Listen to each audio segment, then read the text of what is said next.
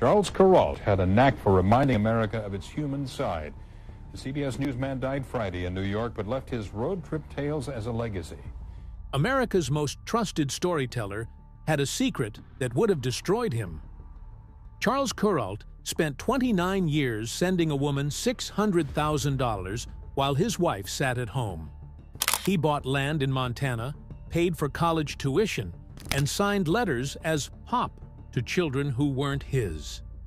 CBS viewers saw a gentleman traveling back roads, but behind the scenes, he was living two completely different lives. The truth stayed hidden until the day he died. Then a letter surfaced that changed everything. Charles Kuralt wasn't really raised in Wilmington, even though he was born there. His mother, Ina, only went there to give birth because it had a hospital. On September 10, 1934, she gave birth to him at James Walker Memorial Hospital. Then she and her husband, Wallace, took their baby back to her parents' tobacco farm in Onslow County. The farm was 100 acres wide. That's where little Charles spent his early childhood. There was no electricity, no indoor plumbing, and no sink. They drank water from a pump on the porch using a gourd that hung on a nail. Heat came from wood stoves. But Charles didn't complain. He made newspaper kites with flour paste. He tied them with tobacco string and flew them so high above the barn, he joked that God could read the headlines. He also carved slingshots from dogwood branches and tickled Venus flytraps with pieces of straw. His family kept moving. First, they were in Washington, North Carolina. Then Stedman. Then Atlanta. Finally, they settled in Charlotte in the mid-1940s when Wallace Kuralt became head of the Department of Social Services for Mecklenburg County. Every town brought something new, and young Charles became obsessed with radio. At just 14, he started announcing minor league baseball games and hosting a music show on Ways Radio in Charlotte.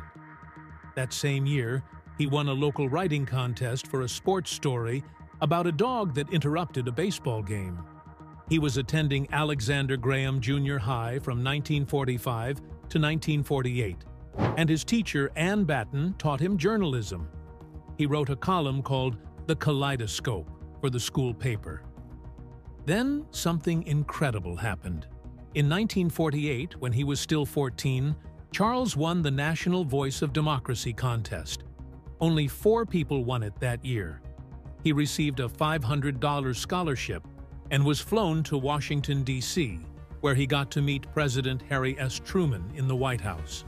He also delivered his winning speech at Colonial Williamsburg, standing on the same spot where Patrick Henry once shouted, "If this be treason, make the most of it."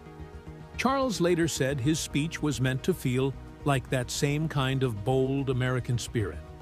The contest had only existed since 1946, so he was one of the first winners in the country. This moment showed the world how gifted he already was, even before high school ended. His summers were spent working in tobacco fields with his grandparents in Onslow County. He'd collect leaves during harvest season, hand them to someone called a stringer, and those would be tied onto wooden sticks for drying. They'd hang them in log barns. But what he really loved were the 50-mile trips to the tobacco market in Kinston. His grandmother, Rena, would load up their wagon with cured tobacco, hitch up the mule, and they'd go. During those rides, she'd tell him stories about bandits who robbed farmers coming back from market. She said that's why wagons used to travel with riflemen at the front. Charles would pretend he was guarding them, always watching for make-believe outlaws. These memories became the roots of how he told stories later on TV. He also saw things most white children didn't.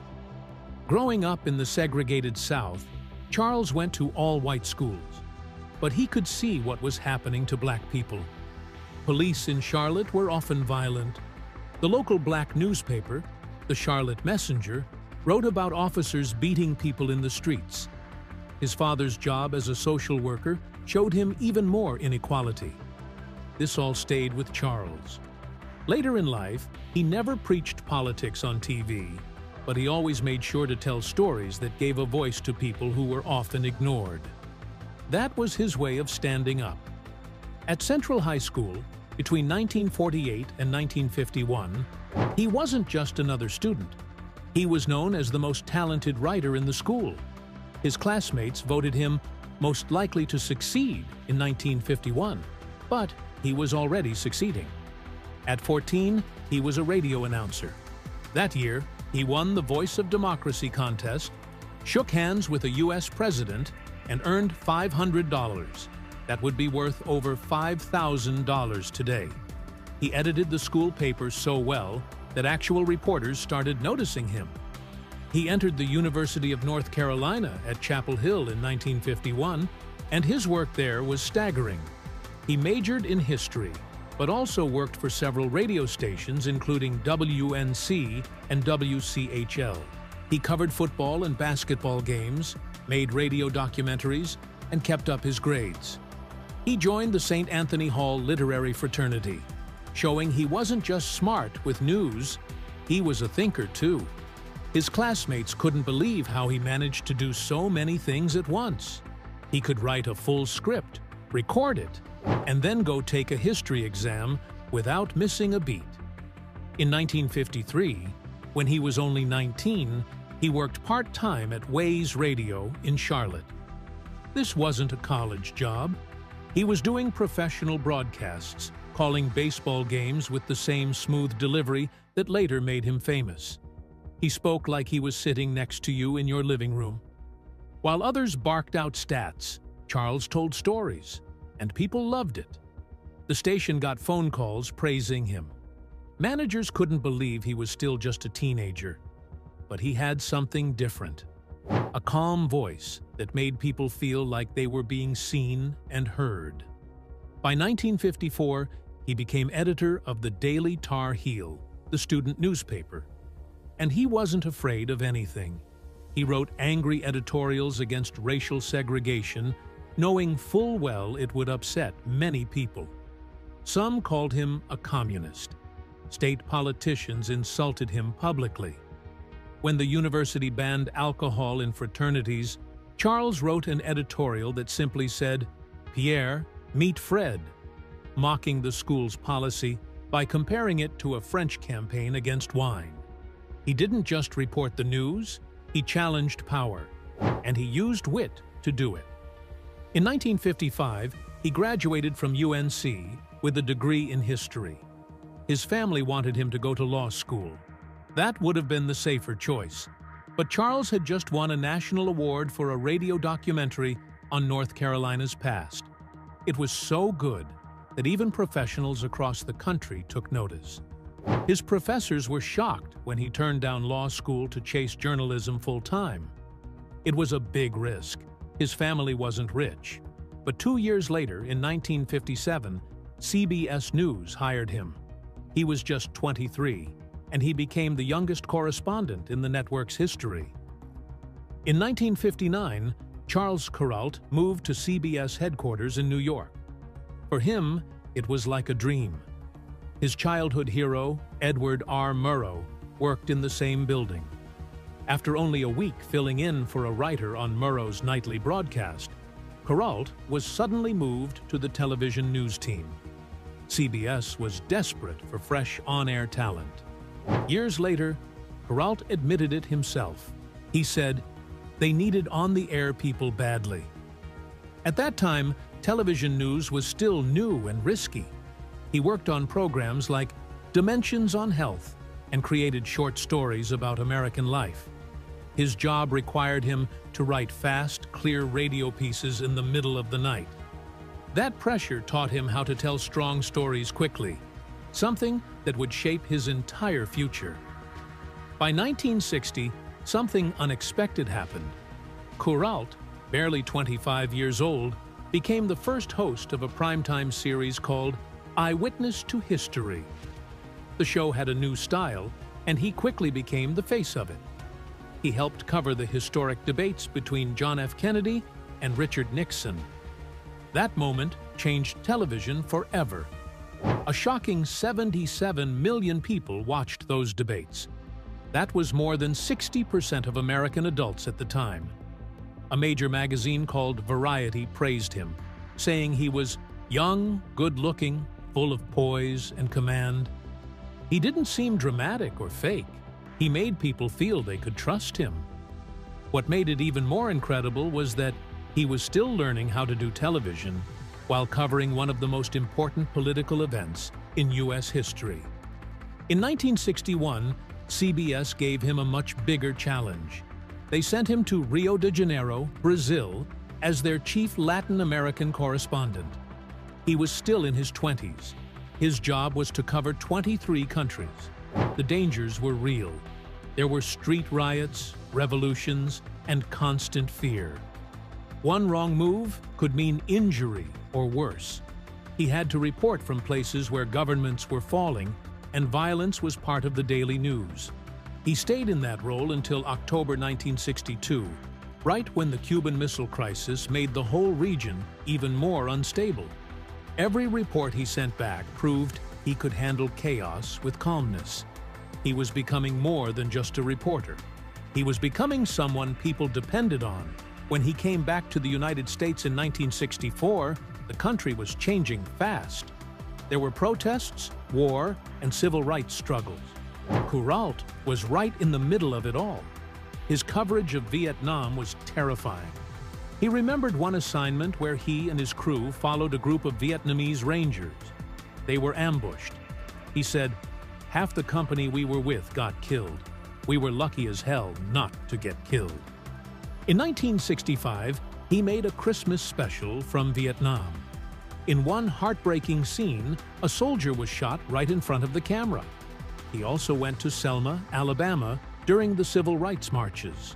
His quiet way of interviewing people brought out emotions that made people stop and think. He was just in his 30s, but he was already capturing the most dangerous and emotional moments of the decade. By 1967, Kuralt was exhausted. He felt tired of competing with other reporters and trying to chase big stories before someone else did. He wanted something different. He told CBS executives that he needed to get out of the office. His idea was strange. He said, "How about no assignments at all? How about 3 months of just rolling down the Great American Highway just to see what I could see?" His inspiration came from a book by John Steinbeck called Travels with Charlie. At first, CBS didn't take the idea seriously. They thought it was a joke. But one executive gave him a chance. The only condition was to keep the costs low. In fall 1967, Kuralt and cameraman Isidore Bleckman set out in a rented motorhome. It wasn't fancy. The seats were dirty. The fridge only had beer and soda, and they lived mostly on peanut butter and crackers. Every morning, they looked at a map and picked a town about 100 miles away. Then they drove. That simple idea became something historic. Over the years, they used 6 different motorhomes and traveled more than 1 million miles. They created 500 segments across 48 states. And with each story, Kuralt found something most news shows had forgotten: kindness, honesty, and meaning in everyday people's lives.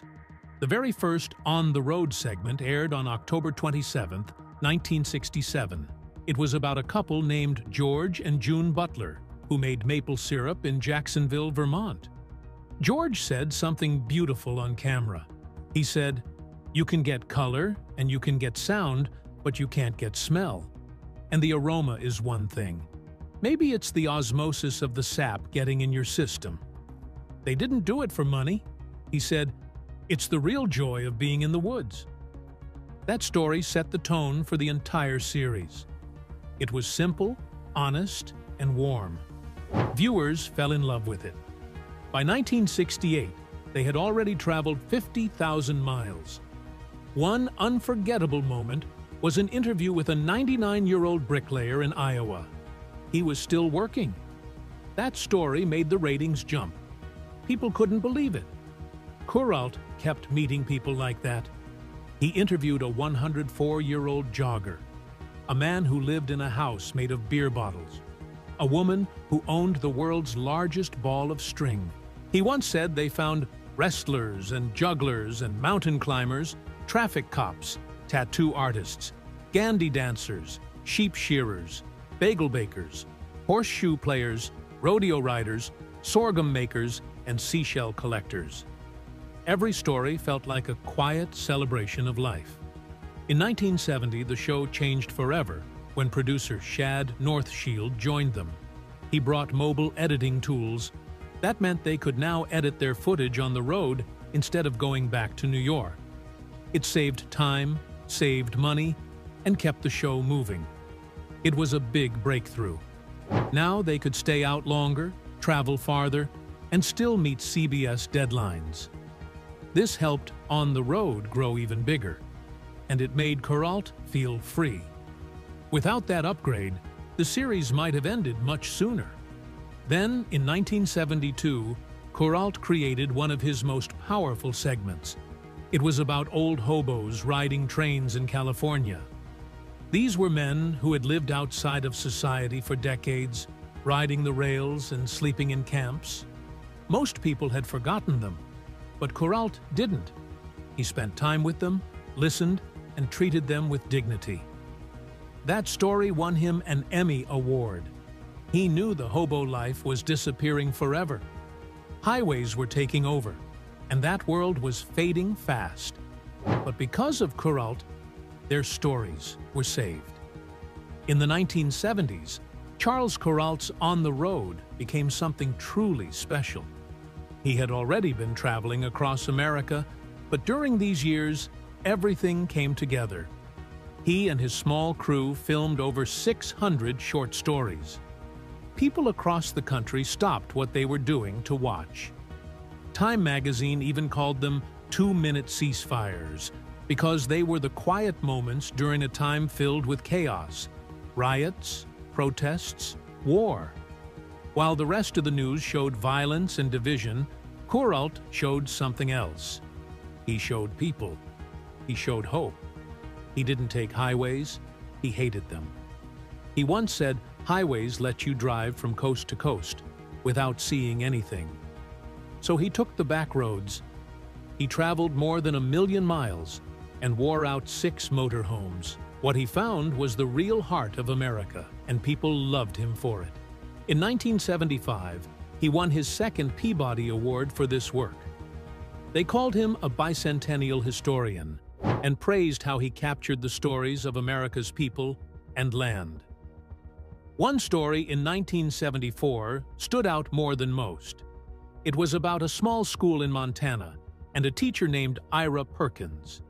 He had been teaching in that same little schoolhouse for 53 years. He started back in 1933, during the Great Depression, when he made just $60 a month. That was only $420 for the whole year. But he never left. He even taught the grandchildren of his very first students. Every morning, he'd start the day with dancing to wake the kids up and teach them manners. In that one-room school, one grade would do math while another read history. It was simple, but it worked. Kuralt showed all of that with quiet respect. In 1975, he began something even bigger.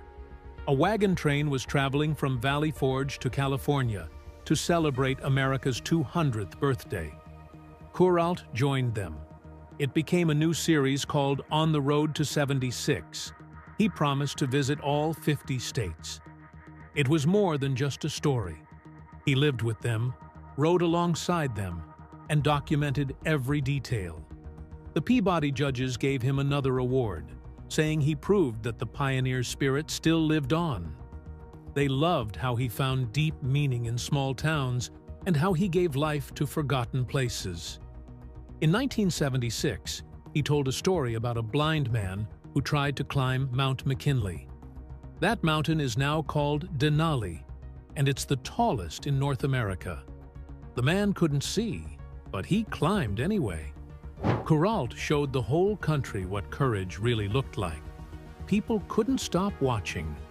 He said that heroes weren't on movie screens or in politics. They were our neighbors. That episode became a model for many more. It was about grit, hope, and the quiet power of ordinary people. In 1977, On the Road turned 10 years old. Kuralt celebrated by showing something as simple as small-town barbershops. But in those places, people talked about everything: sports, politics, heartbreak. It wasn't just a haircut, it was a gathering place. That year, he also revealed that when he first pitched the idea to CBS, he only asked for 3 months. No big plan, no assigned stories, just 3 months on the road. He ended up doing it for 25 years, but it wasn't easy. The motorhomes broke down, he slept in tight, cold places. The roads were unmarked. Still, he never stopped. In 1979, he turned his lens to something new: endangered animals. On the very first episode of CBS Sunday Morning that aired on January 28, 1979, Kuralt stood in the cold winds of Cobscook Bay, Maine, to talk about bald eagles. He said, "Someday, if you are in the right place, and if you are lucky, you will look up and see an eagle on the wing. It's a sight to stop your heart." There were only a few left. That line stayed with people. It wasn't just nature. It was a warning, a call to care more about the earth. At that time, Alaska had 30,000 bald eagles, the most in the country. Kuralt helped people understand why that mattered. That same year, in 1979, he started something new. CBS gave him a new role. He would host Sunday Morning from a New York studio. But even then, he didn't give up the road. He kept traveling during the week and flew back on weekends to host the show. He lived like that for 9 more years. He only gave up On the Road in 1988. It had taken a toll on him. 21 years of constant motion had worn him down. There were rumors that he did an episode in China in 1985. That's not true. But in 1989, he did cover China's democracy protests. It was dangerous. Even though people saw him as a soft storyteller, Kuralt wasn't afraid of hard news. Back in 1967, he had joined an expedition to the North Pole with Ralph Plaisted. They used snowmobiles and faced freezing temperatures as low as 40 degrees Celsius.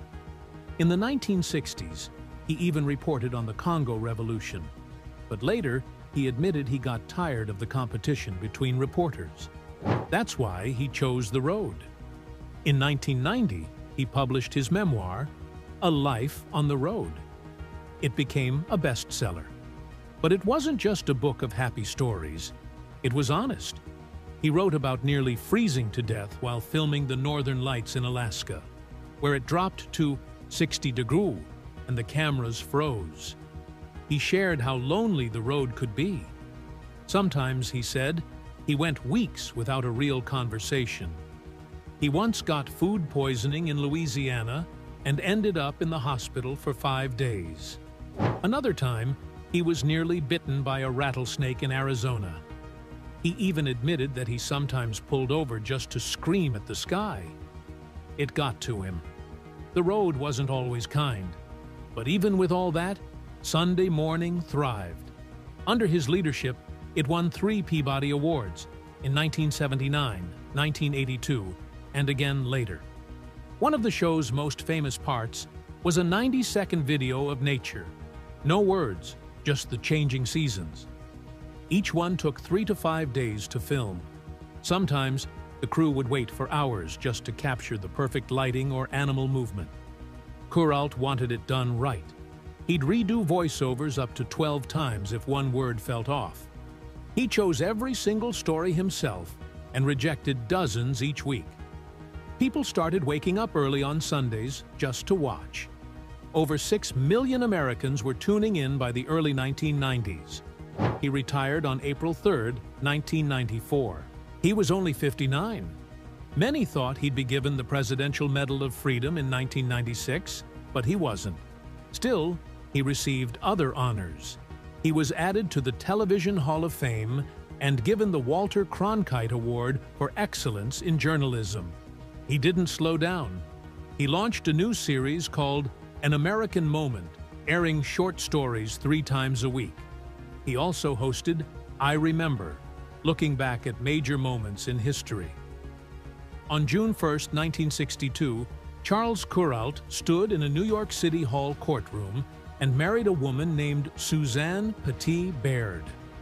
The whole ceremony lasted just 1 minute. To anyone watching, it looked like a simple, fast wedding between a rising journalist and a smart lawyer. Petit had no idea that this moment would mark the beginning of a 35-year lie. Just 2 years before, Charles had divorced his college sweetheart, Sori Guthrie, after marrying her in 1954. Now with Petit, he promised to build a life on the Upper East Side of Manhattan. But within 6 years, everything would begin to unravel, just not in a way she could see. In 1968, Kuralt met a woman named Patricia Shannon in Reno, Nevada. Patricia was a divorced mother of 3 who had become known for her community work. That summer, after the deaths of Martin Luther King Jr. and Robert Kennedy, tensions were high across the country. Kuralt had just started his On the Road series at CBS and used that as a cover to travel often. When he met Patricia, something happened. He showed up at her door with 3 dozen roses and took her to dinner. They stayed up all night talking in a motel lounge. That moment sparked a secret relationship that would last 29 years. By 1969, Charles Kuralt had helped Patricia get a divorce. He moved her and her children briefly to New York, then to Colorado, so they'd be far enough away. That same year, he started sending her money. Lots of it. Over the next 10 years, he gave her about $600,000. That's worth over $4 million today. He helped her start a landscaping business, paid for her to study in London, and bought her homes in San Francisco. While his legal wife was handling finances and social events in New York, Kuralt was secretly raising another family on the other side of the country. In 1970, Kuralt bought 20 acres of land in Montana by the Big Hole River. He and Patricia built a cabin there. He told Petey it was just a fishing spot. But every September, he disappeared for weeks. Not alone, but with Patricia. He even bought an old schoolhouse nearby and spent $180,000 fixing it up into a writing office where he planned to retire with her. He later expanded the land to 90 acres. It was more than a secret hideaway. It was a full second life. By 1971, he was signing letters to Patricia's kids as Pop. He gave her son his first baseball glove, taught her daughter to drive, and sent them both to college. He paid tuition, attended holidays, and treated them as his real children. He called Patricia almost every night and visited every 2 to 3 weeks, even during the busiest times of his career. While CBS viewers saw a kind, down-to-earth storyteller, behind the scenes, he was living a lie so complete, it touched every part of his life. He didn't stop there. In the 1980s, he started bringing Patricia's son along on CBS assignments and even to political conventions. He showed him off like a son. Meanwhile, his real wife was alone in New York, thinking he was just working hard. At one point, he even bought Patricia a $50,000 cottage in Ireland, another secret gift to support the life he had built with her. In June 1997, Kuralt was dying from lupus in a New York hospital. He could barely move. Just 16 days before he passed, he wrote Patricia a letter saying, "I'll have the lawyer visit the hospital to be sure you inherit the rest of the place in MT, if it comes to that." It was his last attempt to protect what he had built with her. 3 months earlier, he had secretly given her $80,000 to buy 20 acres of the land, pretending it was a regular sale. But now, he was making it clear. He wanted her to have the whole Montana property. Kuralt died on July 4, 1997. At his funeral, Patricia Shannon showed up with the letter in her hand. That moment shattered everything.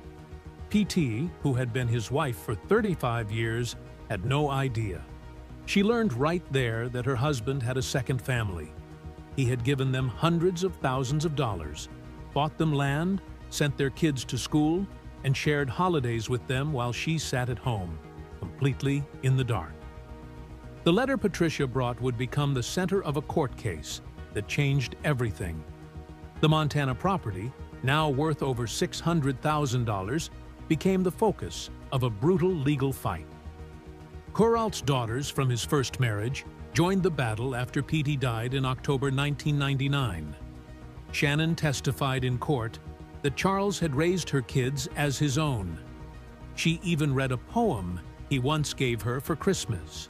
It promised her pearls, a suit, a sweater, and him. It ended with the words, "My life." That poem, along with the letter, became evidence. The Montana Supreme Court ruled in her favor on March 22, 2000. The estate had to pay $350,000 in taxes for land they no longer owned, pushing the total loss near $1 million. Kuralt's daughters were left with nothing from that property and a broken public image of the man they thought they knew. Then came the final blow. In 2002, Patricia Shannon published a memoir called Charles and Me. She told everything. She described the poems, the phone calls, the trips, and how Charles had taken her son on CBS journeys across the country. She shared how he bought her a cottage in Ireland and gave her spending money for decades. She revealed that Kuralt had not just fooled his wife, but had fooled the world. The man America trusted to tell them the truth had lived the biggest lie of all.